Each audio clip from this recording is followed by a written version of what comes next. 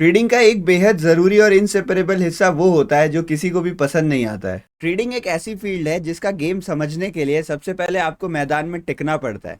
अगर आप कुछ महीने कुछ साल मैदान में टिक जाते हो तो आपको गेम अच्छे तरीके से समझ में आ जाएगी और फिर आपको खेलने में मज़ा भी आने लगेगा और रिजल्ट्स भी दिखने लगेंगे। बट एज अ बिगिनर जो नए ट्रेडर्स मार्केट में आते हैं उनको लगता है कि ये 100 मीटर की दौड़ है और उन्हें स्प्रिंट में पूरा जी जान लगा के भागना है और जो बात है वो 1-2 महीने में करके ख़त्म करनी है। या फिर जीत होगी या फिर हार होगी। बट एक्चुअली में जो ट्रेडिंग होता है वो एक मैराथन की तरह होता है। आपको दौड़ते रहना है यहाँ पर और आपको अपनी एनर्जी बचा के भी रखनी है ताकि आप बहुत जल्दी थक ना जाओ और पता चले कि 1 किलोमीटर की दौड़ थी और आपका 100-200 मीटर में ही हालत खराब हो जाए और आप इस दौड़ से ही बाहर हो जाओ गिर के। इस एनालॉजी से मैं आपको ये समझाना चाह रहा हूँ कि ट्रेडिंग में रिस्क मैनेज करके लर्निंग करना is the best way to become a trader. तो अगर आप ट्रेडर बनने की प्रोबेबिलिटी इंक्रीज करना चाहते हैं तो आपको एक ऐसा इंस्ट्रूमेंट या ऐसा एसेट पकड़ना होगा जहां पर आपके रिस्क कम हो, जहां पे आपको लर्निंग भी मिल सके और जहां पे आप एक डिसेंट अमाउंट ऑफ मनी कमा सको ताकि आपको वो मोटिवेशन भी आते रहे।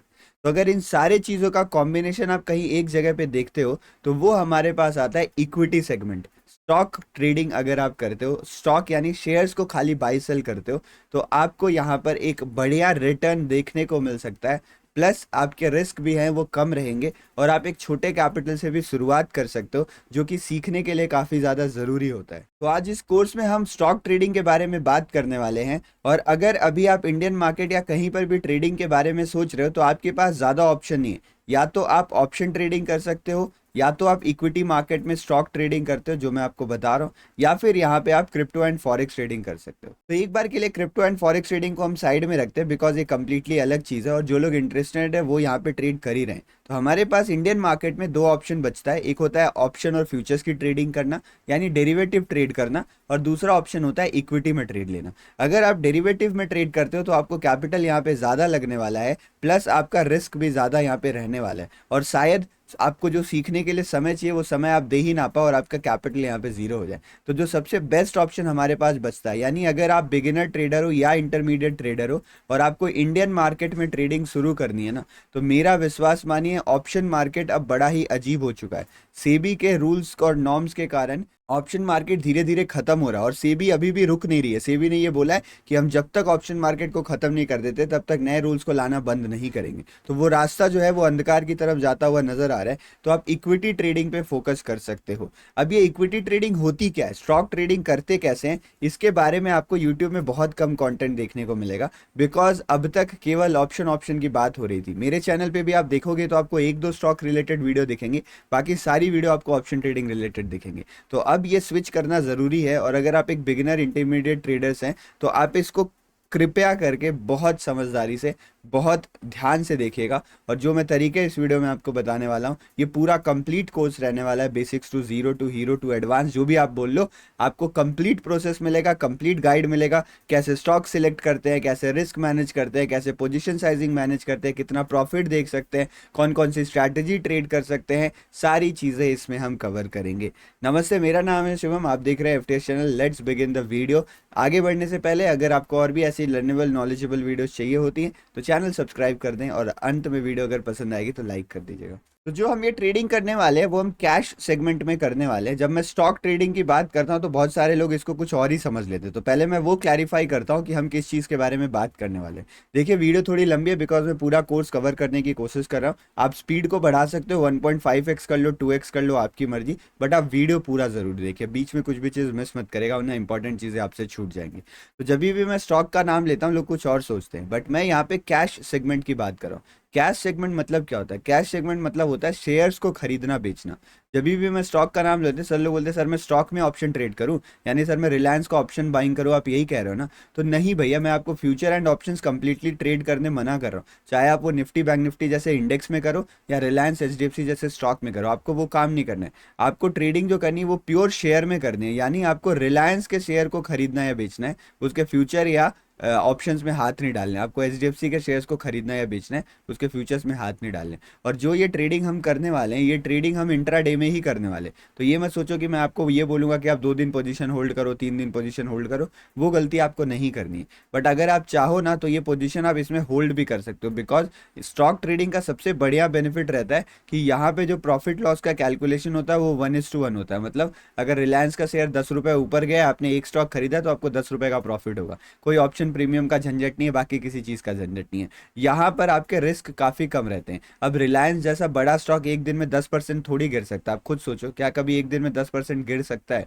बिल्कुल नहीं गिर सकता। ज़्यादा से ज़्यादा स्टॉक्स जो होते हैं वो कितनी मोमेंटम करते हैं? वो ज़्यादा से ज़्यादा 2% मूव कर जाएंगे, 4% मूव कर जाएंगे। इससे ज़्यादा तो किसी में मोमेंटम आपको देखने नहीं मिलेगा ना। तो किसी दिन आपके साथ बहुत कुछ बुरा हो जाए तो भी आपके बड़े लॉसेस नहीं होते हैं। तो इसमें रिस्क जो है वो हमारा मैनेज रहता है। अगर आप प्रॉफिट लॉस की बात करते हो तो ऐसा नहीं कि प्रॉफिट बहुत ज़्यादा हो जाता है, रिस्क कम है प्रॉफिट नहीं जाता है। हमेशा रिस्क और प्रॉफिट प्रोपोर्शन में रहते हैं। अगर रिस्क कम है तो प्रॉफिट भी थोड़ा कम होता है। बट क्या ज़रूरत है आपको एक दिन में अमीर बनने की? ऑप्शंस में होता क्या है, आप एक दिन में 1 लाख रुपए लगा के 10 लाख कमा सकते हो। बट ये 10 लाख भी आगे 10 दिन में करोगे आप जीरो हो जाएंगे, बिकॉज आपकी वही मेंटालिटी है कि 1 को 10 करना, और 1 को 10 साल में 10 बार होता है बस। बाकी आप बाकी दिन क्या करोगे? बाकी दिन उस 10 को जीरो ही करोगे आप। तो इसीलिए ऐसा नहीं है कि आपको बड़े प्रॉफिट चेज करने तभी आपका बड़ा पैसा बनेगा। अगर आप कंसिस्टेंटली छोटे छोटे प्रॉफिट्स करते हो तो आप इसको स्केल कर सकते हो। आज आप 1,000 से स्टॉक ट्रेडिंग करिए, कल आप 10,000 से कर सकते हो, परसों आप 1 लाख से कर सकते हो। और यही जो छोटे परसेंटेज है ये आपको थोड़े बड़े लगने लगेंगे। तो ये भी एक स्टॉक ट्रेडिंग का काफ़ी बड़ा बेनिफिट होता है।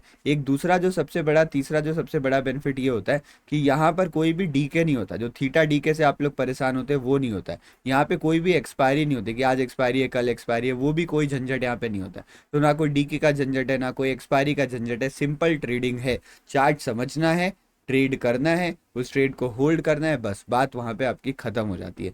ये इतना सिंपल है ना, इसीलिए एज अ बिगिनर आपको ऐसे ही ट्रेडिंग में घुसना चाहिए जो कि सिंपल रहे। अगर आप स्टार्ट करते ही ऑप्शन ट्रेडिंग से शुरू कर दोगे तो वहाँ पे मामला बड़ा ही कॉम्प्लेक्स रहता है। तो अगर आप स्टॉक ट्रेडिंग से शुरू करते हो, आपका मेन फोकस लर्निंग पे रहेगा, बिकॉज आपके शुरू में ज़्यादा प्रॉफिट या लॉस नहीं हो रहेंगे, तो आपको वो टेंशन नहीं रहेगा, आपका रिस्क अपने आप मैनेज रहेगा। तो जब पैसे की चिंता नहीं रहेगी, पैसे गंवाने का चिंता नहीं रहेगा, तो आप लर्निंग पे फोकस करोगे। और जब आप लर्निंग करोगे, चार्ट सीखोगे, ट्रेड लेना सीखोगे, परफेक्ट सेटअप स्ट्रैटेजीज फॉलो करना शुरू करोगे, तो धीरे धीरे करके आप ग्रो करके पैसा भी बड़ा बना सकते हो। मुझे इतना कुछ क्यों बताना पड़ रहा है? मुझे इतना कुछ बताना पड़ रहा है बिकॉज मैं आप लोगों को प्रिपेयर करना चाहता हूँ। किस लिए प्रिपेयर करना चाहता हूँ? कि स्टॉक ट्रेडिंग करना शुरू करिए। अगर आप बिगिनर हो, ऑप्शन में स्ट्रगल कर रहे हो, तो ज़रूरी नहीं है कि ऑप्शन में ही सर मारते रहना। अगर मान लो आपके सामने एक खिड़की थी, वो खिड़की बंद होने वाली लग रही है, तो ऐसा नहीं कि उसी को पीटते रहो कि ये खिड़की खोलो खोलो, एक खिड़की खुलनी चाहिए। नहीं भाई, आप मुड़ के तो देखो, क्या पता बगल में कोई बहुत बड़ा दरवाजा खुला। तो वो दरवाजा स्टॉक ट्रेडिंग हो सकता है, कैश सेगमेंट हो सकता है, जिसके बारे में हम फर्दर बात करने वाले हैं। तो चलिए बढ़ते हैं कोर्स के नेक्स्ट सेक्शन में। तो सबसे पहले हम ये समझते हैं कि स्टॉक ट्रेडिंग प्रोसेस क्या होता है। फॉर एग्जांपल मैं ऐसी जगह से शुरू करना चाह रहा हूँ जो आपकी नोन टेरिटरी है, जिसको आप अच्छे से जानते हो। तो फॉर एग्जांपल अगर आप ऑप्शन ट्रेडिंग करते हो तो आप क्या करते हो? आप सबसे पहले अपना इंडेक्स सिलेक्ट करते हो। जैसे मैक्सिमम लोग आजकल निफ्टी 50 में ट्रेड कर रहे हैं, कुछ लोग यहाँ पे सेंसेक्स में भी ट्रेडिंग करना प्रीफर करते हैं। तो आप सुबह सुबह उठते होगे, उठने के बाद आप निफ्टी 50 या सेंसेक्स का चार्ट खोलते होगे। आपके पास केवल एक ही चार्ट है, उसी में जो करना है आपको करना है, ठीक है। और इस निफ्टी 50 चार्ट को आप एनालाइज करते होगे। एनालिसिस करने के बाद अगर आपको लग रहा है ऊपर नीचे जा रहा है, तो या तो आप ऑप्शन में ट्रेड करते होगे, ऑप्शन बाई सेल करते होगे, या फिर आप फ्यूचर्स में ट्रेड करते होगे। ये आपके पास तरीका होता है। अब देखो, जब आप इंडेक्स में ट्रेडिंग करते हो, इंडेक्स में ऑप्शन ट्रेडिंग करते हो, तो मामला अटकता का है। मामला अटकता है कि आपके पास एक ही इंडेक्स है, तो आपको वैसे ज़्यादा मेहनत नहीं करनी पड़ती, आपको कुछ ढूंढना नहीं है। आपको सुबह उठ के पता है कि मुझे ट्रेड निफ्टी 50 में ही करना है, तो यहाँ थोड़ी सी चीज़ें आसान हो जाती हैं। बट और एक चीज़ आसान ये हो जाता है कि आपको कोई कन्फ्यूजन नहीं रहता कि मुझे किस स्टॉक को लेना है, किसको नहीं लेना। आपके पास खाली निफ्टी 50 है, तो आप उसमें मल्टीपल स्ट्रैटेजीज फॉलो कर लेते हो कि यार ये निफ्टी 50 है, इसमें ये भी ट्रेड कर लेता हूँ, वो भी ट्रेड कर लेता हूँ। बट इसका नुकसान क्या है? इसका नुकसान ये कि भैया आपके पास केवल निफ्टी 50 है। अगर ये साइडवेज हो जाए तो आप क्या करोगे? अगर ये चॉपी हो जाए, इसमें मैनिपुलेशन स्टार्ट हो जाए, तो आप क्या करोगे? आपके पास तो दूसरा इंडेक्स है नहीं कोई। तो इसीलिए जब भी आप इंडेक्स में ऑप्शन ट्रेडिंग करते हो तो आपको कुछ फायदे कुछ नुकसान देखने को मिलते हैं। सिमिलरली आपका एक, जैसे मैंने आपको बताया, प्रोसेस होता है। आप एनालिसिस करते हो, ऑप्शंस में ट्रेड लेते हो, उसे आपसे प्लान करते हो। तो अगर आपको स्टॉक में ट्रेडिंग करनी है तो आपको क्या प्रोसेस फॉलो करना होगा, सबसे पहले वो समझिए। तो स्टॉक में ट्रेडिंग करने के लिए सबसे पहले आपको ये सिलेक्ट करना पड़ेगा कि आपको किस स्टॉक में ट्रेड करना है। तो स्टॉक सिलेक्शन एक बड़ा ही ज़रूरी मेथड हो जाता है, बिकॉज आपके पास ना मल्टीपल अपॉर्चुनिटीज़ रहती है। स्टॉक मार्केट में कुछ हज़ार, 16-17 हज़ार, पता नहीं कितने हज़ार स्टॉक लिस्टेड है। अगर ढंग ढंग के स्टॉक्स की बात करो तो भी आपको 200-250 स्टॉक्स आराम से मिल जाएंगे, जिसमें प्रॉपर आप ट्रेडिंग इंट्राडे में कर सकते हो। तो इतने सारे ऑप्शंस होने के कारण हमें ये समझ में नहीं आता है कि हमें ट्रेड करना कहाँ चाहिए। तो इसीलिए आपको स्टॉक सिलेक्शन पे फोकस करना जरूरी है। तो स्टेप नंबर 1 होता है कि आप अपने स्टॉक को सिलेक्ट करें कि किन किन स्टॉक्स में आप ट्रेड करेंगे। आप बिल्कुल टेंशन मत लिए, इस कोर्स में सारी चीज़ें बताई जा रही है, तो ये अभी मेथड्स हम समझेंगे। उसके बाद नेक्स्ट आपके पास जो स्टेप आता है वो फिल्टर करना होता है। आपने स्टॉक सिलेक्ट तो कर लिया, लेकिन इन सारे स्टॉक्स में ट्रेड लेने के लिए बेस्ट कौन सा है, तो वो फिल्टरिंग करनी होती है, जो हम लाइव मार्केट में करते हैं, चार्ट को देख के, सिचुएशन को समझ के कि अच्छा ये स्टॉक मुझे सही लग रहा है। तो अगर आप चीज़ें सारी फिल्टर कर लेते हो, उसके बाद फिर आप अपने सेटअप्स देखते हो कि मेरा सेटअप क्या है, मैं स्टॉक को किस बेसिस पे ट्रेड करूँ, कौन से डायरेक्शन में ट्रेड करूँ, मतलब आप यहाँ पे एनालिसिस करते हो। तो ये आपके पास एनालिसिस वाला स्टेप आता है। स्टेप 4 में आप यहाँ पे अपनी एंट्री प्लान कर सकते हो, और स्टेप 5 में आप अपनी एग्जिट प्लान कर सकते हो। तो ये हमारे पास कंप्लीट स्टॉक ट्रेडिंग का तरीका होता है। अब इसी में हमें रिस्क मैनेजमेंट का भी ध्यान रखना होता है, इसी में हमें पोजीशन साइजिंग का भी ध्यान रखना होता है। तो ये सारी चीज़ें हम डिस्कस करने वाले हैं इसी वीडियो में। सबसे पहले हम स्टार्ट करते हैं स्टॉक सिलेक्शन मेथड से, कि अगर मुझे स्टॉक में ट्रेडिंग करना है तो मैं कैसे स्टॉक्स में ट्रेड करूँ, वो आपको समझना पड़ेगा। तो हमारी पहली स्टेप है स्टॉक सिलेक्शन मेथड, और ये जो स्टेप है ना, ये बहुत ही ज़्यादा इंपॉर्टेंट हो जाता है। बिकॉज अगर आप गलत स्टॉक सिलेक्ट कर लो जिसमें कोई मोमेंटम ना आने वाला हो, या जिसमें ट्रैपिंग होती है, या फिर एक ऐसा स्टॉक सिलेक्ट कर लो जिसके बारे में आप ज़्यादा समझते नहीं हो, तो अगर स्टॉक सिलेक्शन में गड़बड़ हो गई ना, तो आपका पहला स्टेप ही गड़बड़ हो जाएगा। अगर आप गलत स्टॉक सिलेक्ट कर लोगे तो उसमें आपकी एनालिसिस भी गलत होगी, एनालिसिस गलत होगा तो ट्रेड गलत होगा, और ट्रेड गलत होगा तो आपकी ट्रेडिंग में सब कुछ गलत होना शुरू हो जाएगा, आपकी साइकोलॉजी बिगड़ जाएगी, आपका रिस्क मैनेजमेंट खत्म हो जाएगा, आप रैंडम ट्रेड्स करना शुरू कर दोगे। तो ये ज़रूरी है कि आप सही तरीके से स्टॉक्स को सिलेक्ट कर रहे हो, किन किन स्टॉक्स में आपको ट्रेड करना है वो आप सही से समझ रहे हो। तो स्टॉक सिलेक्शन के हमारे पास 3-4 मेथड्स होते हैं, उन 3-4 मेथड्स को डिस्कस करते हैं कि आखिर वो कौन कौन से हमारे पास तरीके हैं जिनकी मदद से आप अपने स्टॉक्स को सिलेक्ट कर सकते हो। तो ये हमारे पास पहला तरीका है, इसको हम फिक्स्ड वॉच लिस्ट मेथड बोलते हैं। मतलब जैसे पहले क्या हुआ करता था, याद है आपको, कि हर दिन कुछ ना कुछ एक्सपायरी होती थी, तो हम भी एक वॉच लिस्ट बना के रखते थे जिसमें हमारे पास निफ्टी 50 होता था। आप याद करो क्या क्या होता था, आपके पास बैंक निफ्टी होता था, आपके पास फिन निफ्टी होता था, और आपके पास यहाँ पे मिड कैप होता था, और प्लस आपके पास यहाँ पे सेंसेक्स होता था। तो हर दिन के हिसाब से आप अपनी अपनी एक वॉच लिस्ट बना के रखते थे कि अच्छा चलो आज इसमें ट्रेड करूंगा, इसमें इस तरीके से मैं अपने ट्रेड को प्लान करूंगा। तो लेकिन अब तो एक्सपायरी खत्म हो गई, तो इसलिए अब आपके वॉच लिस्ट से ये सारी चीज़ें निकल गई, अब केवल सेंसेक्स और निफ्टी 50 बचता है।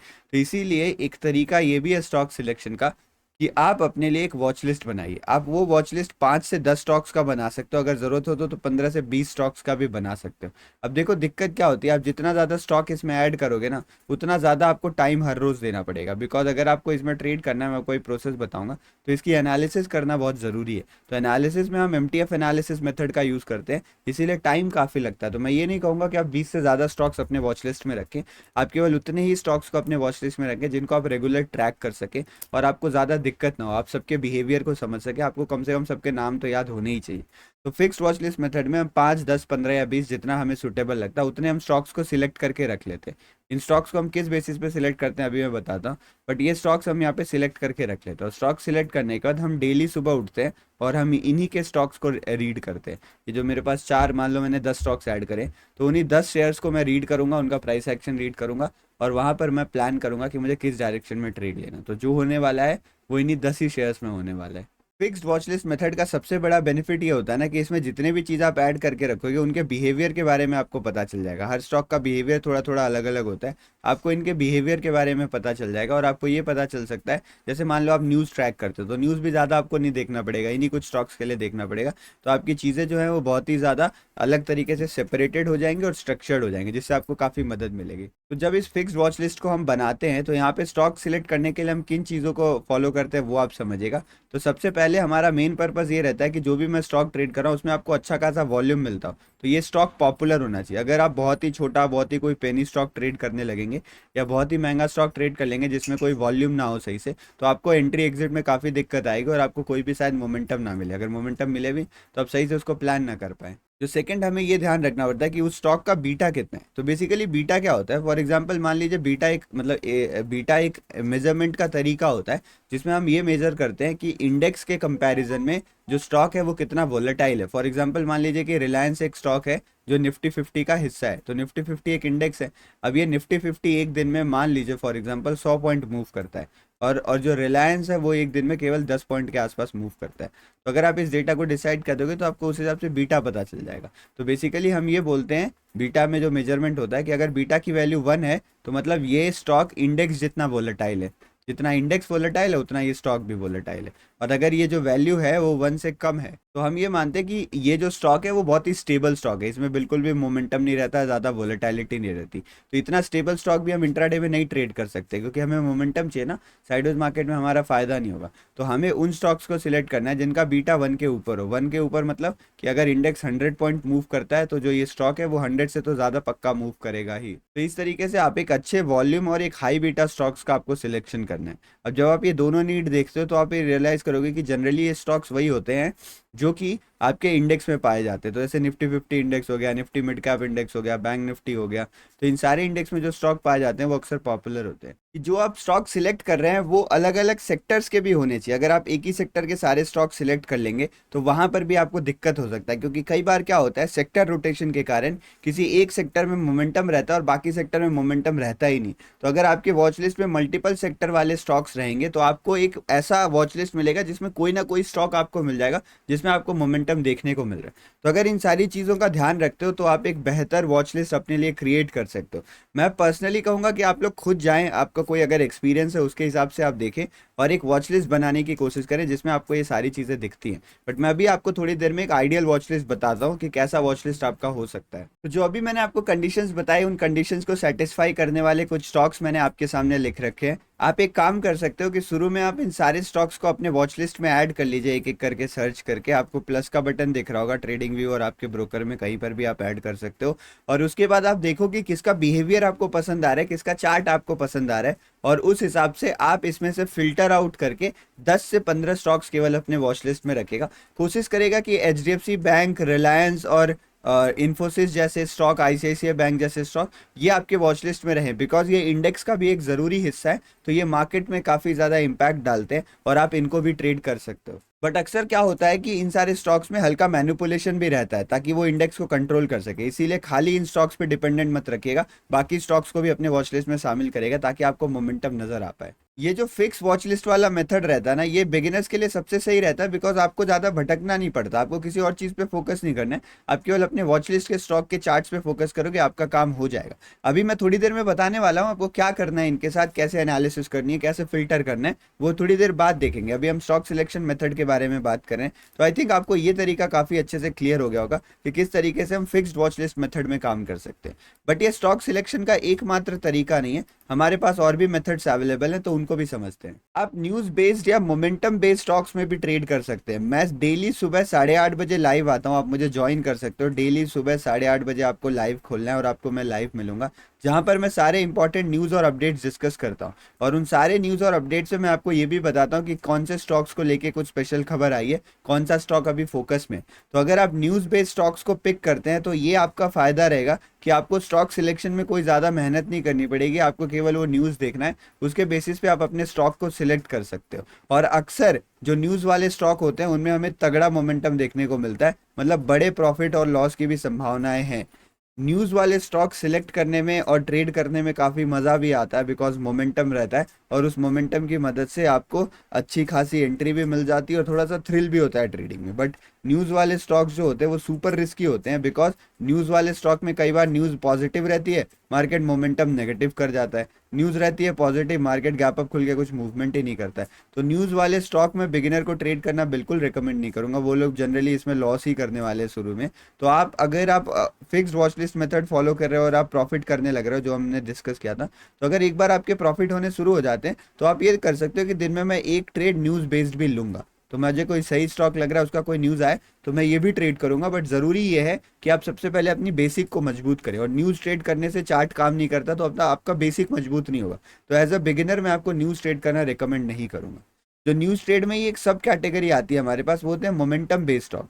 अब ये मोमेंटम बेस्ड वो स्टॉक्स होते हैं जिनमें शायद कोई न्यूज़ आई हो या फिर कोई न्यूज़ ना भी आई हो, बट हमें न्यूज़ से मतलब नहीं होता। उनमें मार्केट में आपको मोमेंटम देखने को मिल रहा होता है, तो आप केवल मोमेंटम को ट्रेड करो। तो ये स्ट्रैटेजी क्या है, मैं आपको थोड़ी सी समझाने की कोशिश करता हूँ कि आप मोमेंटम वाले स्टॉक्स को फाइंड आउट कैसे करोगे। तो ये स्ट्रैटेजी में बेसिकली हम इंट्राडे में जो स्टॉक मोमेंटम में रहते हैं उन पे फोकस करते हैं। तो बाजार खुलने का टाइम होता है 9:15। आपको 15 से 20 मिनट रुकना है, यानी आप 9:30 बजे से लेके 9:45 में ये काम करने वाले हो जो मैं अभी आपको बताने वाला हूँ। तो ये वो टाइम रहता है। यहाँ पर आपको एनएसई की वेबसाइट में जाना है। आप एनएसई की वेबसाइट में जा सकते हो, या फिर आप यहाँ पर गूगल पे सर्च कर सकते हो today intraday highest gainer loser. आप ऐसे बोल के सर्च कर सकते हो कि हाईएस्ट गेनर कौन है और हाईएस्ट लूजर कौन है, ये डेटा देखो। तो ये आपको एनएसई की ऑफिशियल वेबसाइट में मिल जाएगा। दो तीन छोटी ऐसी मोटी ऐसी वेबसाइट है, वहां भी आपको मिल जाएगा, बट ये डेटा आपको बड़े आसानी से मिल जाएगा। तो मान लो 9:40 में आप ये टाइप करते हो, आप वेबसाइट में जाते हो और आप देखते हो कि एक स्टॉक है जिसका नाम है एफटीएस। ये स्टॉक है जो अभी लगभग 2% ऊपर चल चुका है, और ये स्टॉक मार्केट का सबसे तेजी से बढ़ता हुआ गेनर। मतलब क्या होता है, इन स्टॉक में आज आपको बढ़िया मोमेंटम देखने को मिल रहा है, इसमें आपको अच्छा चेंज देखने को मिल रहा है। तो अगर आपको पता चलता है कि ये स्टॉक 2% ऑलरेडी बढ़ गया, यानी ये स्टॉक मोमेंटम में है, तो शायद इसकी कोई न्यूज़ रही होगी। हमें न्यूज़ से मतलब नहीं है। हम क्या करेंगे, अगर ये गेनर स्टॉक है, मैं इसके चार्ट में जाऊंगा और फिर मैं यहाँ पे कोई बाई के सेटअप ढूंढने की कोशिश करूंगा। मार्केट अगर पॉज लेता है या फिर मार्केट हल्का फुल्का करेक्शन लेता है और फिर बाइंग में जाता है, या फिर मान लो कोई बड़ी कैंडल बनती है और उसका मोमेंटम आप ट्रेड करते हो, मतलब जो हाईएस्ट गेनर है वहां पे आप बाइंग के ट्रेड को प्लान कर सकते हो, जो हाईएस्ट लूजर है वहां पे आप सेल के ट्रेड को प्लान कर सकते हो। तो ये एक स्टेप और आगे चले जाते हो कि न्यूज़ के चक्कर में पड़ना ही नहीं है, जो स्टॉक हमें मोमेंटम में दिख रहा है उसको हम करेंगे। और यही सेम काम आप दोहरा सकते हो हर 2-2 घंटे बाद। तो फॉर एग्जाम्पल आप 9:40 पे ये एक बार चेक करते हो, उसके बाद आप 11:40 पे चेक कर सकते हो, उसके बाद आप 1:40 पे चेक कर सकते हो यहाँ पे, और उसके बाद दोबारा करने की जरूरत नहीं है। तो ये 3 टाइम फ्रेम पे आप चेक करो बस कि कौन सा स्टॉक है जो अभी हाईएस्ट गेनर या हाईएस्ट लूजर है, और उस हिसाब से उसके चार्ट को देखिए। अगर कोई सेटअप नजर आ रहा है, कुछ ट्रेड करने का मन कर रहा है, तो आप उसमें ट्रेड बिल्कुल प्लान कर सकते हो। ये मेरे लिए, मैं भी ऐसी ये वाली स्ट्रैटेजी मैं भी फॉलो किया करता था। ये मोमेंटम बेस्ड स्ट्रैटेजी होती है, इसमें आपको अक्सर बड़ा प्रॉफिट देखने को मिलता है, तो लॉसेस भी थोड़े बड़े होते हैं। तो ये थोड़ी रिस्की साइड वाली स्ट्रैटेजी है। अगर आप रिस्की ट्रेडर हो, अगर आपको लग रहा है आप थोड़ा रिस्क ले सकते हो, तो आप इसको प्रीफर करिए। और प्लस इसमें केवल आप चार्ट में एक ही चीज़ पे फोकस करते हो, वो है मोमेंटम। तो अगर आप लर्निंग करने के लिए ये स्ट्रैटेजी यूज़ कर रहे हो तो ये सही नहीं है। लर्निंग इसमें आपको ज़्यादा कुछ मिलेगी नहीं। अगर आप केवल मोमेंटम ट्रेडिंग सीखना चाहते हैं तो आप इसमें अच्छा सीख जाओगे, बट अगर आपको ओवरऑल मार्केट के बारे में सीखना है तो इसमें ज़्यादा कुछ नहीं मिलेगा। ये स्ट्रैटेजी पैसा कमाने के लिए काफ़ी सही है, इसीलिए अगर आप एक इंटरमीडिएट लेवल पे, तो इस स्ट्रैटेजी की तरफ आप जा सकते हो, बिकॉज आप तब रिस्क भी हैंडल कर लेंगे और आप वो मोमेंटम भी हैंडल कर लेंगे। कुछ लोग यहाँ पे ये भी तरीका यूज करते हैं, जो ये हमारे third type of stock selection category, जिसको हम सेटअप बेस्ड स्टॉक सिलेक्शन बोलते हैं। सेटअप बेस्ड मतलब आप यहाँ पे अपने एक सेटअप को फिक्स कर लो। आपको कोई भी एक सेटअप फिक्स करना है, जैसे कि वो हो सकता है मैं ट्रायंगल पैटर्न का ब्रेकआउट ट्रेड करूंगा, मैं हॉरिजॉन्टल बॉक्स का ब्रेकआउट ट्रेड करूंगा, मैं ऐसे रेजिस्टेंस का ब्रेकआउट ट्रेड करूंगा जहां पे मार्केट 3 बार टिक चुका है, मैं ट्रेंड लाइन पे सपोर्ट ट्रेड करूंगा, अगर ट्रेंड लाइन पे मार्केट तीसरी बार आ रहा है तो मैं ट्रेड लूंगा। तो ऐसे XYZ आप अपनी कोई भी स्ट्रैटेजी बना सकते हो, ठीक है। कोशिश ये करेगा वो स्ट्रैटेजी ज़्यादा कॉम्प्लेक्स ना हो। अगर वो स्ट्रैटेजी ज़्यादा कॉम्प्लेक्स हो जाएगी तो आपको मेहनत ज़्यादा करना पड़ेगा। मेहनत इन द सेंस मैं आपको बताता हूँ। तो फॉर एग्जांपल मान लो मैं एक सिंपल स्ट्रैटेजी डिसाइड करता हूँ कि अगर इंट्राडे के चार्ट में, मतलब इंट्राडे डेली चार्ट में, डेली टाइम फ्रेम में किसी स्टॉक में back to back 4 red candles बनती हैं, 1 2 3 4, back to back 4 red candles बननी चाहिए। ये 4 या 3 हो सकती हैं, उससे कम नहीं हो सकती, उससे ज़्यादा नहीं हो सकती। और उसके बाद बॉटम पे आके कोई हैमर बनता है। तो मुझे ऐसा एक सेटअप चाहिए जिसमें 4 रेड कैंडल्स बने, बॉटम पे एक हैमर मिले, और फिर जैसे ही इस हैमर का अगले दिन, जैसे ये तो डेली चार्ट में दिखेगा, तो आप इसके हैमर के हाई को मार्क कर लोगे, ये हैमर का हाई है। जैसे ही अगले दिन इंट्राडे में 5 मिनट के टाइम फ्रेम में ये हैमर जो है वो क्रॉस कर रहा होगा, ये जो हैमर का हाई है वो प्राइस क्रॉस कर रहा होगा, वैसे ही मैं यहाँ पे अपने बाई का एंट्री बनाऊंगा। तो ये मेरा सेटअप है। तो अब मैं एक साथ 200 स्टॉक खोल के बैठ जाऊं, जैसे निफ्टी 50 के स्टॉक्स, निफ्टी 100 के स्टॉक्स, निफ्टी 200 के स्टॉक्स, तो मैं उन सारे स्टॉक्स में देखूं कि मुझे ये स्पेसिफिक सेटअप कहाँ मिला है। तो इसका करने का 2 तरीका होता है। पहला तो तरीका होता है वो मैनुअल होता है। मैनुअल मतलब आपको, जैसे फॉर एग्जाम्पल मान लो आपने 200 स्टॉक की एक वॉच लिस्ट बना ली, जिसमें निफ्टी 50 के स्टॉक्स हैं, बैंक निफ्टी के स्टॉक्स हैं, और निफ्टी 100 के स्टॉक्स हैं, मिड कैप के स्टॉक्स हैं, ये सारे आपने ऐड कर लिए हैं उसमें। 200 स्टॉक्स की वॉच लिस्ट बनी हुई है। अब आप हर एक स्टॉक को पहले डेली चार्ट में शिफ्ट कर लोगे और फिर हर एक स्टॉक को जाके देखोगे कि ये सेटअप बना है नहीं बना है। तो जिसमें जिसमें ये सेटअप बना रहेगा उसको आप फिल्टर करके एक अलग सी वॉच लिस्ट बना लोगे। मान लो 10 स्टॉक में ये सेटअप बना, 200 में से 10 में, तो आपने 10 को फिल्टर करके एक अलग वॉच लिस्ट बना ली, और कल सुबह आपने देखा कि 10 में से केवल 3 स्टॉक्स थे जिन्होंने हाई को क्रॉस किया था। तो आप इन तीनों में बाइंग का ट्रेड प्लान करोगे लगभग इक्वल साइज से, जो एसएल रहेगा वो आप प्लान करोगे और आप ट्रेड देखोगे आपका कैसा जाता है। तो ये भी एक सेटअप बेस्ड स्टॉक सिलेक्शन का मेथड है। इसके लिए पहला तरीका तो मैनुअल हो गया।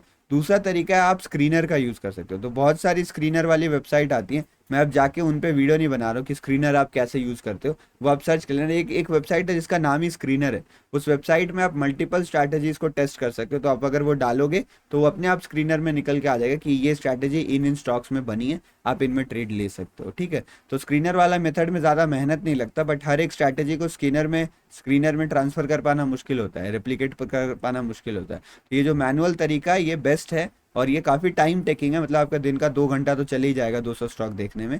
काफ़ी टाइम टेकिंग है, मेहनत वाला तरीका है, बट आप इसको कर सकते हो। इसमें आपको थोड़ा चार्ट देखने की आदत भी बनेगी, बट अगर आपको जल्दी करना है, आपको लर्निंग वगैरह हो चुकी है, तो आप स्क्रीनर यूज़ कर सकते हो उस स्ट्रैटेजी के लिए। तो this is one of the best method जिसके पास टाइम हो, जो मल्टीपल स्टॉक्स देखना चाहता हो लेकिन उसको स्ट्रैटेजी एक ही ट्रेड करनी है, उसको ज़्यादा स्ट्रैटेजी पे ध्यान नहीं देना, स्ट्रैटेजी उसके पास एक सिंपल है। तो ये आपके लिए सही तरीका हो सकता है। तो बेसिकली हमने 3 मेथड अभी डिस्कस करे थे। एक हमारा फिक्स्ड वॉच लिस्ट वाला मेथड था, दूसरा हमारा news based momentum based stocks का मेथड था, और तीसरा जो मैंने आपको बताया कि फिक्स सेटअप वाला मेथड था। तो मैं आपको पर्सनली बताऊं तो मैं ये प्रीफर करता हूँ, फिक्स वॉच लिस्ट मेथड मैं प्रीफर करता हूँ। तो लगभग मैं 80% ट्रेड अपने इसी वाले मेथड में लेता हूँ। मैंने एक वॉच लिस्ट बना रखी है, जो मैंने आपको स्टॉक बताए थे ना, वो सारे मेरे वॉच लिस्ट का हिस्सा थे, और उन्हीं के चार्ट को मैं देखता हूँ। कैसे देखता हूँ थोड़ी देर में बता रहा हूँ अभी आपको। तो उन्हीं के स्टॉक्स को मैं देखता हूँ, फिर वहाँ से मैं फिल्टर करता हूँ चीज़ों को, और फिर मैं अगले दिन इंट्राडे में ट्रेड करता हूँ। और बाकी जो 20% ट्रेड है वो लगभग मैं इसमें लेता हूँ, न्यूज़ बेस्ड तरीके से लेता हूँ। तो 20% ट्रेड आप मान सकते हो कि मैं न्यूज़ बेस्ड स्टॉक्स जो रहते हैं उनमें प्लान करता हूँ। मैं फिक्स सेटअप वाले मेथड को फॉलो नहीं करता, मेरा कोई ऐसे फिक्स सेटअप नहीं है। मैं मार्केट को देख के अपनी चीज़ें प्लान करता हूँ कि मुझे किस डायरेक्शन में जाना चाहिए एंड ऑल। तो आई थिंक ये पार्ट आपको क्लियर हो गया होगा। अगर ये पार्ट क्लियर हो गया तो बहुत सारी दिक्कतें आपकी दूर हो गई हैं। ये काफ़ी सिंपल पार्ट था, बट यहीं से हमारी शुरुआत होती है। तो अगर आप ये काम कर लेते हो तो आगे बढ़ते हैं एक स्टेप और समझते हैं कि हमें स्टॉक फिल्टर कैसे करना होता है। एक बार मैंने स्टॉक सिलेक्ट तो कर लिया, अब स्टॉक फिल्टर करना क्या हुआ, मतलब एग्जैक्टली हमें एनालाइज कैसे करना है। देखिए, अगर आप न्यूज़ बेस्ड ट्रेडिंग करते हैं तो आपको स्टॉक एनालाइज फिल्टर करने की कोई ज़रूरत नहीं, जिसमें न्यूज़ रहेगा आप उसमें ट्रेड लीजिएगा। अगर आप फिक्स सेटअप बेस्ड ट्रेडिंग करते हो तो भी एनालिसिस की कोई ज़रूरत नहीं है, जिसमें जिसमें आपका वो सेटअप बन रहा है उन सारे स्टॉक्स में आप ट्रेड करने के लिए देख सकते हो। बट अगर आप fixed watch list method trade करते हो कि ये आपके 10-15 स्टॉक है, इन्हीं में से आप किसी में ट्रेड ढूंढोगे, तो आपको एनालिसिस करनी पड़ती है, और वो एनालिसिस हम चार्ट की करते हैं और हम उस हिसाब से फिल्टर करते हैं। तो ये तरीका क्या रहता है मैं आपको बताता हूँ। तो जब भी हम ये एनालिसिस करते हैं ना, तो हम यहाँ पे मल्टीपल टाइम फ्रेम एनालिसिस वाला मेथड यूज़ करते हैं। MTA MTF जो भी आप बोलो वो मेथड हम यूज़ करते हैं। तो फॉर एग्जांपल मान लीजिए मेरे वॉच लिस्ट में 10 स्टॉक लगे हुए हैं, और मुझे नहीं पता कि इन स्टॉक्स की डायरेक्शन क्या है कैसे नहीं है, मुझे नहीं करना है। यहाँ पे मैंने एग्जांपल पर्पस के लिए निफ्टी 50 के स्टॉक्स यूज़ करें, आप अपनी वॉच लिस्ट के स्टॉक्स को यूज़ करेगा, ठीक है। तो फॉर एग्जांपल मुझे एनालिसिस करनी है, मेरे पास इतने स्टॉक पड़े हैं, मुझे कुछ मालूम ही नहीं कि किस स्टॉक में क्या चल रहा है क्या नहीं चल रहा है। तो सबसे पहले मैं डेली चार्ट को ओपन करता हूँ, ठीक है। जब मैं डेली चार्ट को ओपन कर रहा हूँ तो मुझे डेली चार्ट में ट्रेंड वगैरह मिलना शुरू होगा। उसके बाद मैं एक काम करता हूँ, यहाँ पे आप देखो तो साइड में आपको परसेंटेज नजर आता है, आप इस पर क्लिक कर दिए। जैसे आप क्लिक करोगे तो आपको नेगेटिव परसेंट वाले, फिर से दोबारा क्लिक करोगे तो पॉजिटिव परसेंट वाले सारे स्टॉक दिख जाएंगे। तो होता क्या है, ये वो स्टॉक है जिसमें थोड़ी मोमेंटम आ रही है। तो हमारा मेन पर्पस ये होना चाहिए ऐसे स्टॉक्स को ढूंढना ना जिसमें मोमेंटम पॉसिबल हो। ऐसे स्टॉक्स को हमको बिल्कुल नहीं ढूंढना है कि जो किसी चीज़ में फंसे पड़े हो, किसी पैटर्न में फंसे पड़े हैं, किसी स्ट्रक्चर में फंसे पड़े हैं, वैसे स्टॉक्स हमको बिल्कुल नहीं चाहिए। तो एक दूसरी भाषा में होता है, हमको एक ऐसे स्टॉक चाहिए जिसमें या तो क्लियर ब्रेकआउट वगैरह आया हो, जो या फिर कोई स्टॉक ऐसा है जो रिवर्सल ले रहा है और फास्ट मूव कर रहा है मोमेंटम में, या फिर किसी स्टॉक में कोई चार्ट पैटर्न बना हुआ है उसका ब्रेकआउट आ रहा है। मतलब आपको मोमेंटम वाले स्टॉक्स ही ढूंढने हैं। ऐसे अगर किसी रेंज में कोई स्टॉक फंसा हो तो उसको तुरंत इग्नोर मारो। तो ये देखने के लिए आप डेली चार्ट का यूज़ करोगे। देखो, जब भी मार्केट डेली चार्ट में साइडवेज या चॉपी रहता है ना, तो ये पक्का है कि वो इंट्राडे में भी आपको कोई बढ़िया प्रोबेबिलिटी वाला ट्रेड नहीं दे रहा होगा। कुछ ना कुछ ट्रेड तो मिलता ही है, बट बढ़िया प्रोबेबिलिटी वाला ट्रेड नहीं मिलता है। और अगर बड़े टाइम फ्रेम में हमें कोई डायरेक्शन दिख रही है, फॉर एग्जांपल मान लो मार्केट यहाँ से रिवर्स लेके काफ़ी तेज़ी से ऊपर उठ रहा था, तो अगर बड़े टाइम फ्रेम में ये पॉजिटिव है तो छोटे टाइम फ्रेम में आप पॉजिटिव ट्रेड लोगे तो प्रॉफिट होने के चांसेस ज़्यादा, और लॉसेज जो होंगे वो शायद छोटे हों।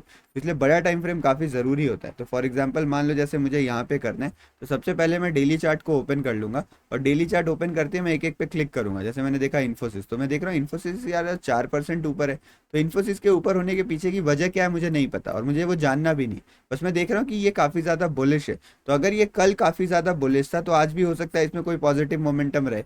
तो जो भी कल के जैसे मान लो एक बार मान लो मार्केट एंड हो गया, तो जो कल के टॉप गेनर्स या टॉप लूजर्स रहते हैं ना, उनको ऑटोमेटिकली मैं आज ध्यान देता हूँ कि भाई ये कल ऊपर गए थे तो क्या पता आज भी ऊपर जाए। क्योंकि स्टॉक में कोई न्यूज़ आती है, कोई मोमेंटम बिल्ड होता है तो उसका इम्पैक्ट हमें लंबे टाइम के लिए देखने को मिलता है। तो यहाँ भी मैं वो काम करूंगा। जैसे टीसीएस देखो, अगर मैं आप नेगेटिव जा रहे हो तो यहाँ पे आप बीएल चेक कर सकते हो। बीएल तो काफ़ी ज़्यादा गिरा है, तो क्या यहाँ पे कुछ हुआ है? तो देखो हाँ, एक चीज़ मुझे क्लियरली नज़र आ रही है कि यहाँ पे एक रेंज बन रहा था और उस रेंज का बीएल में ब्रेकडाउन आ चुका है। ये जो रेंज बन रही थी इसका यहाँ पे ब्रेकडाउन आ गया और अब बाजार ने नीचे ब्रेकडाउन करा है। तो अगर आज ये ब्रेकडाउन सक्सेसफुल रहता है तो कल भी तो चांसेस है ना कि इसमें ये नीचे गिर जाए।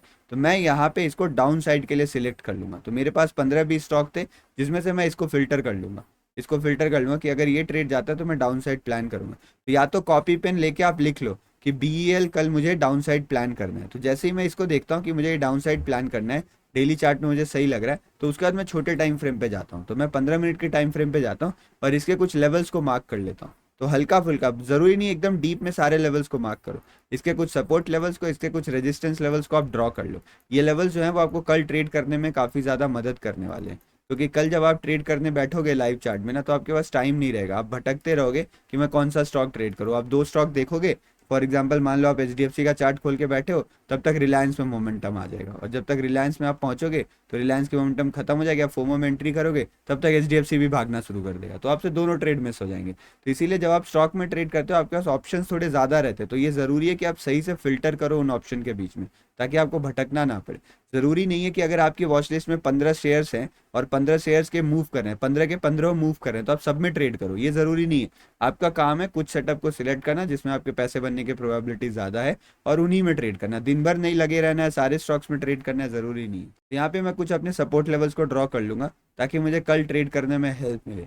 और फिर मैं ये प्लान कर लूँगा मोटा मोटी कि मुझे कल करना क्या है। तो जैसे ये बाजार गिरा, यहाँ पे एक सपोर्ट है, तो अगर कल के दिन मार्केट आके इस सपोर्ट का ब्रेकडाउन कर देता तो मैं सेलिंग साइड का ट्रेड लूँगा। अब वो किस हिसाब से ब्रेकडाउन करेगा इंट्राडे में देखेंगे कि रीटेस्ट में लेना है या डायरेक्ट एंट्री करनी है, कैसे करनी है, वो हम इंट्राडे में देखेंगे। बट अभी मैं प्लान कर सकता हूँ अपने लेवल्स के हिसाब से और डेली चार्ट के डायरेक्शन के हिसाब से। तो ऐसे ही आपको एनालिसिस करनी है। फॉर एग्जांपल मान लो मेरे में आईसीआईसीआई बैंक है, तो मैं आईसीआईसीआई बैंक में देख रहा हूँ कि यार यार कुछ खास तो नहीं हो रहा, 3 छोटी छोटी कैंडल बनी है, रेंज के अंदर है, यहाँ से ये सपोर्ट लिया हुआ है ऑलरेडी, तो क्या पता ये शायद थोड़ा ऊपर जाए, बट शायद थोड़ा ऊपर जाए, बट कोई पॉजिटिव नहीं दिख रहा मुझे अभी कुछ भी ना। तो मैं इसको इग्नोर करूंगा, तो मैं इसको कंप्लीटली यहाँ से इग्नोर करूंगा, मैं अगले में बढ़ जाऊंगा। विथ प्रैक्टिस ना ये काम आप 15-20 सेकंड में कर सकते हो।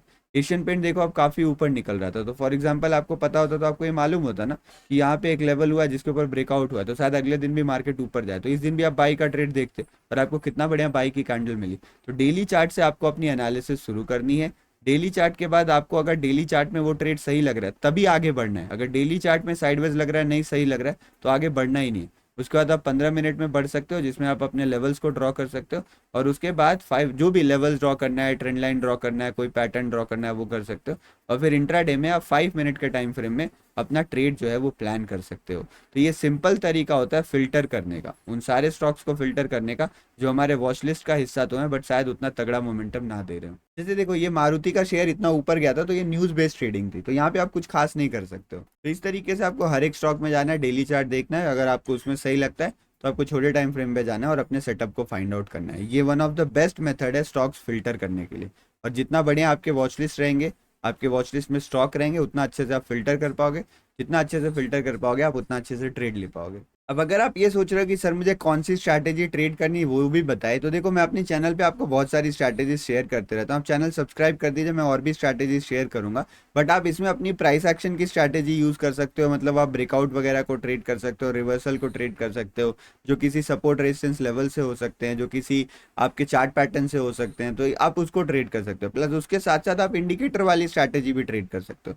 तो स्ट्रैटेजी क्या सिलेक्ट करना है वो आप डिसाइड करेगा। मैं इसमें आपको कंप्लीट स्टॉक ट्रेडिंग का कोर्स बता रहा हूँ, तो आप स्ट्रैटेजी कोई भी सिलेक्ट कर सकते हैं। आप वीडियो देखिए, या फिर अगर आप चाहते हो कि सर मुझे कोई आप एक ऐसा सेटअप बताओ जो केवल स्टॉक के लिए बढ़िया हो, तो आप कमेंट सेक्शन में लिख देना कि सर मुझे स्टॉक का सेटअप बताओ। स्टॉक ट्रेडिंग कैसे करनी है वो पता चल गई, अब स्टॉक सेटअप बताओ मुझे कि ये सेटअप मैं स्टॉक में ट्रेड कर सकूँ। तो मैं उसके ऊपर भी जल्द एक वीडियो लेके आऊँगा। बस मुझे ये देखना है कि आप लोग सच में वो वीडियो चाह रहे हो या नहीं चाह रहे हो। तो इसीलिए क्या स्ट्रैटेजी ट्रेड करना, उस पर ज़्यादा परेशान मत होइए। मैं आपको पूरा प्रक्रिया बता रहा हूँ, चार्ट पे क्या कौन सी स्ट्रैटेजी देखनी है वो आपको चेक करना पड़ेगा कि आपको क्या चीज़ सूट कर रही है, आपको क्या चीज़ पसंद आ रही है।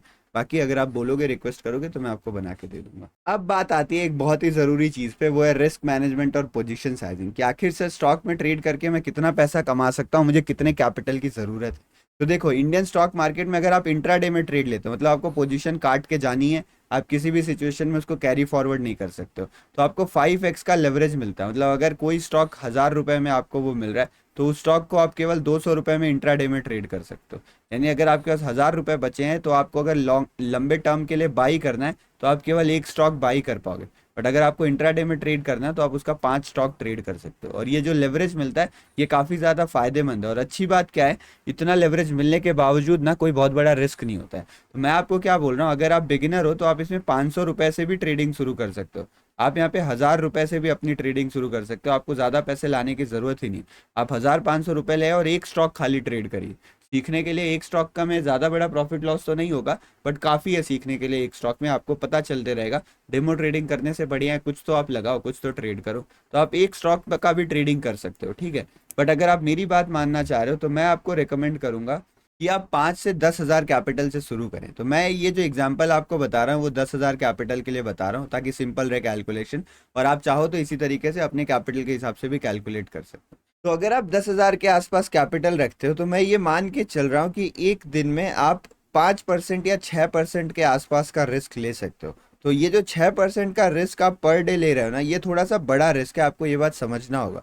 तो अगर आप 10 हज़ार का कैपिटल रखते हो, तो मैं ये मान के चल रहा हूँ कि आपके पास बैकअप में और 10 हज़ार का कैपिटल होगा, कि अगर गलती से ये मेरा लॉस हो जाता है, जो कि होगा नहीं, आप टेंशन मत लो, बट अगर ये मेरा लॉस हो जाता है, तो मेरे पास बैकअप में और 10-15 हज़ार रुपए पड़े हैं, जिसको मैं मार्केट में डाल सकता हूँ, ठीक है। तो वो बैकअप फंड आपके पास 10-15 हज़ार का और होना चाहिए, क्योंकि 5-6% थोड़ा रिस्की होता है। अगर आपको ये ज़्यादा रिस्की लगेगा, तो आप इसको 3 से 4% में भी कर सकते हो, ठीक है। तो वो मैं आपको एक मैक्सिमम लिमिट बता रहा हूँ कि इससे ज़्यादा रिस्क आपको नहीं लेना, इससे कम जितना चाहो आप कर सकते हो। तो अगर 5 से 6% के आप रिस्क का प्लान कर रहे हो, यानी दिन में आपका जो लॉस हो सकता है वो ज़्यादा से ज़्यादा 600 रुपये का हो सकता है, ठीक है। प्रॉफिट पे अभी हम आएंगे। दिन में ज़्यादा से ज़्यादा लॉस आप जो कर सकते हैं, वो केवल 600 रुपये का आप कर सकते हो। तो 10 हज़ार कैपिटल में 600 का लॉस होगा। और मैं ये मान लेता हूँ कि दिन में आप 2 ट्रेड लेने का प्लान कर रहे हो, और आपका दोनों ट्रेड लॉस हो जाता है, तो आप हर ट्रेड में 300 रुपये का रिस्क लेके चलोगे, कि ये जो मैं ट्रेड कर रहा हूँ, इसमें मैं 300 रुपये तक घाटा देखूंगा, उससे ज़्यादा मैं लॉस इस ट्रेड में नहीं सहूंगा। तो अगर आप 300 की बात करते हो, तो आपको एक चीज का ध्यान रखना पड़ेगा कि ये आपका एसएल है, 300 रुपये आपका स्टॉप लॉस है। बट जब स्टॉक में आप ट्रेडिंग करते हो, तो वहां पे आपको 5 गुने का लेवरेज मिलता है, आपको 5x का लेवरेज मिलता है। तो अगर आप इस 5x लेवरेज को ध्यान रखते हो, और दूसरा चीज एक चीज ऐड करते हो, वो ये करते हो कि ऑन एन एवरेज जो स्टॉक में आप स्टॉप लॉस लोगे, वो कितना लोगे। तो मेरी मानो तो ऑन एन एवरेज जो स्टॉप लॉस होता है ना, वो 0.5% से लेके 1.5% के बीच में होता है।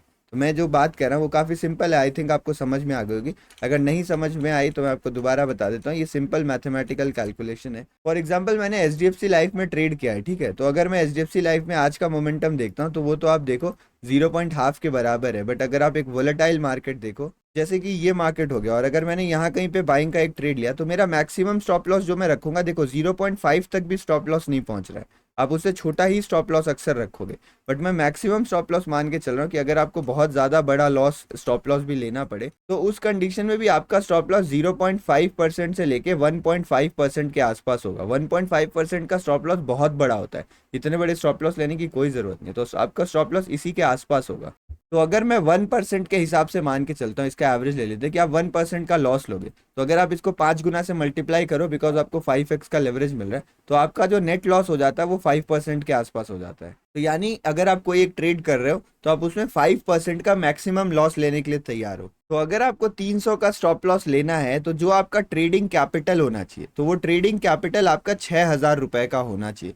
तो आपके अकाउंट में 10,000 रुपए पड़े हुए रहेंगे, लेकिन आप जो एक ट्रेड करोगे वो 6,000 के आसपास करोगे मैक्सिमम।